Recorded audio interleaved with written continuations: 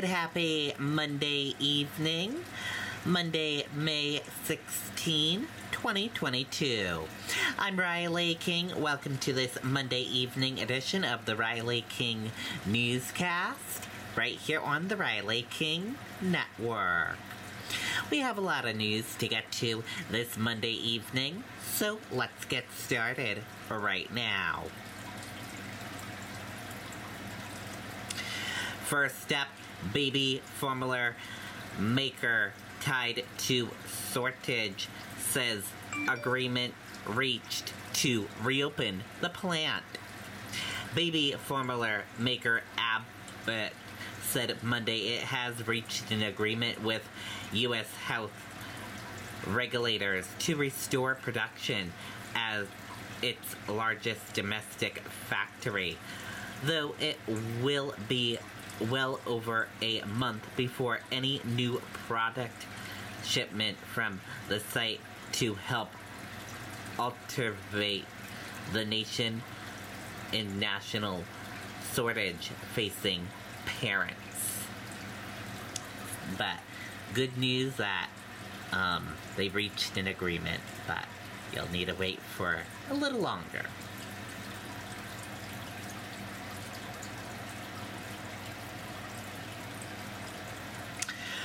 Woman accused of killing Manchester man held without bail. Let's take a listen to that video from WMUR News 9.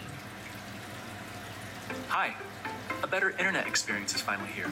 With Fidium Fiber Internet, you get ultra-fast gig speeds on a dedicated connection. That's 1,000 megabits per second.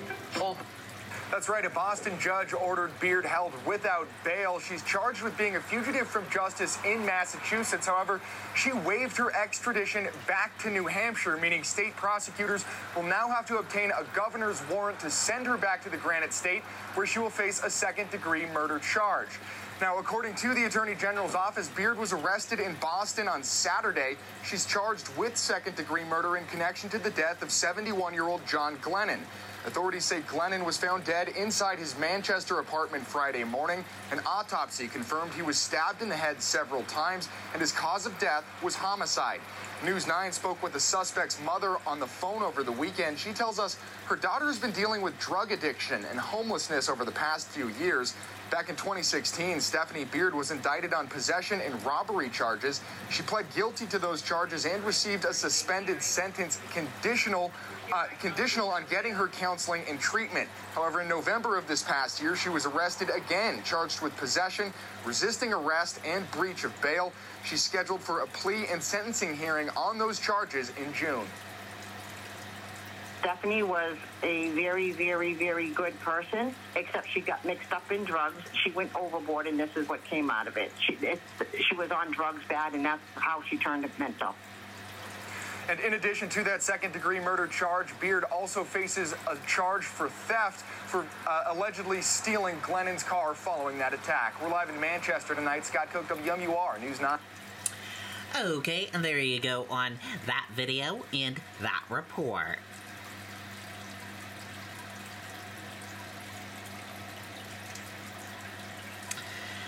Police identify man killed in shooting that involved police security near New Boston Space Force Station.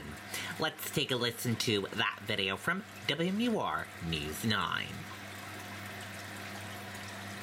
Hi. A better internet experience is finally here.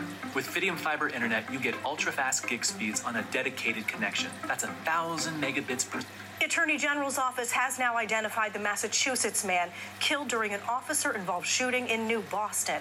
Investigators say 33-year-old Michael Foley was killed near the Space Force Station on Chestnut Hill Road. The Attorney General's office says a New Boston police officer and a contracted security member were involved in the shooting. The exact circumstances remain under investigation. Okay, and there you go on that video and that report.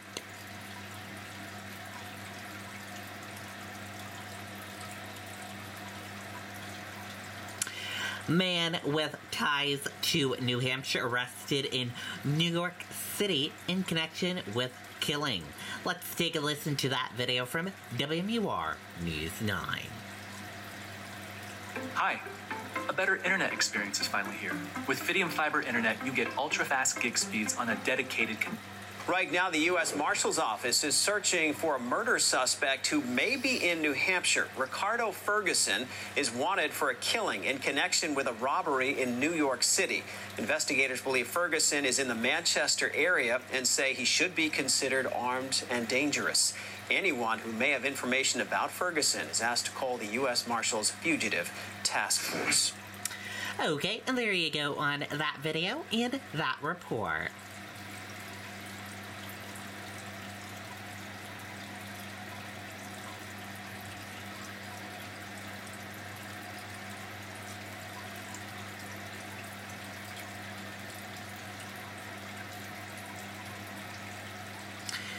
The latest on deadly shooting in Buffalo.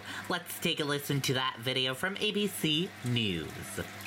Verizon just gave us all a brand new iPhone 13. We've been customers for years. We got iPhone 13s too. Switched 2 minutes ago, literally right before this. Now everyone can get a new iPhone 13 on us on America's most reliable 5G network. For every customer, current, new, everyone, to show the love. We are once again talking in this country about mass shootings, in particular the one in Buffalo, New York over the weekend happened on Saturday, left 10 people dead, 3 others injured. The 18-year-old suspect is in police custody. 11 of the 13 victims shot were black, and authorities say this was a racially motivated hate crime. Here to discuss is New York Congressman Brian Higgins, who represents Buffalo and its surrounding areas. Welcome, Congressman Higgins. Thank you for being on the show. And as you know, this is a close-knit community. It's deeply religious. Churches were filled yesterday with people mourning the loss of their brothers and sisters. Tell me how your community is holding up. What's the way forward in the wake of this? Well, Buffalonians are tough, and we're a resilient community, and we hope to learn from this and use that knowledge and this experience, this very difficult experience, from which to grow stronger as a community and grow closer as a community. Congressman, what was your reaction to, look, we've unfortunately become accustomed to mass shootings, but what was your reaction then when you heard about the possible motivations, the racially motivated, the motivations there of the shooter?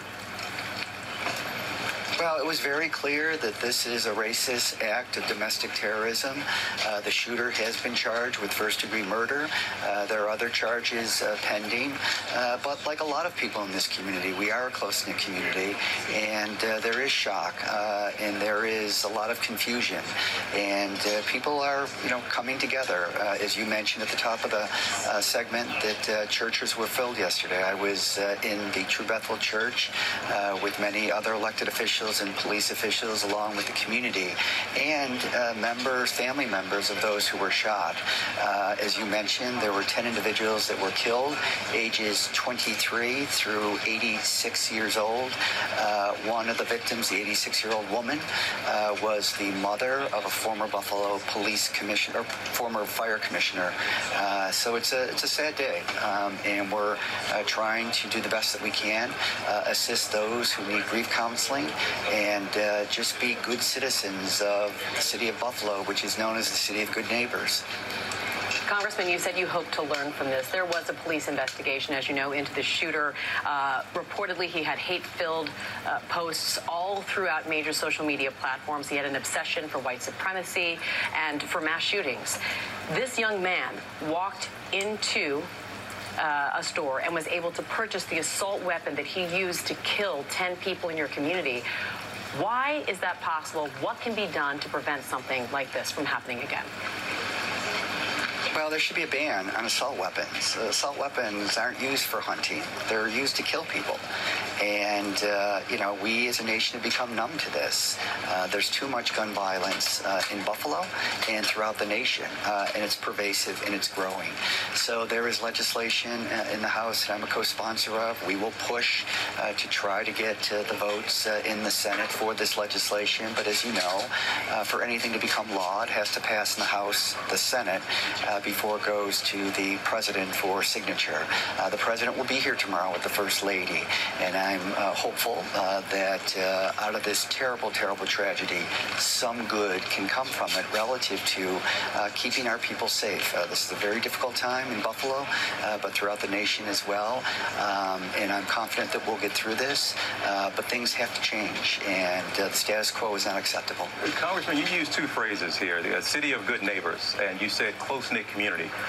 But I have to bring up, and many people are right now, that this area, Buffalo, that particular zip code, you can find it on the list of the most segregated cities really in this country. And many black residents there feel for a long time that their lives haven't been valued, who feel a long time that they've been subjected to less than when it comes to schools, when it comes to places like grocery stores. So can you speak to the black community there for a minute? When you say something has to change, what change can you say or talk to them about now when they feel like they are once again the victims of racism? Yeah, that's a very fair question, and it's a reasonable conclusion. And we have to do better. We have to be more inclusive. We have to be more equitable. I think the pandemic over the past 2.5 years has demonstrated, has exposed, has revealed the fragility of the American economy and American society. And we have to do better for the citizens of our city generally, but this community in particular. It was very hard to get a Tops supermarket in this community. This was a food desert. But there is a supermarket here that will open again, and we have a lot of money from the federal government, the state government, to redevelop Jefferson Avenue, where we're standing right now. Tens of millions of dollars. We're going to restore a parkway that was decimated because of expressway building in the 1960s. So these are the kinds of things that we're going to try to do, and we need to see, we need to hear, we need to understand, we need to be empathetic, and we need to be generous with our neighbors. You can't have a thriving city with sections of the city that are not thriving. So that's what we have to do, and we will do it. I know that's something a lot of your citizens there would be glad to hear, and certainly want to see some action on it moving forward. Congressman Higgins, I know it's a busy and painful time for your community there, so we do appreciate you taking some time with us. Thank you for having me. Well, hey there, GMA fans. Rob. Okay, and there you go on that video and that report. Thank you for tuning in for this evening edition of the Riley King Newscast right here on the Riley King Network. Have a great evening, and I'll see you back here tomorrow for another newscast. Good night and goodbye.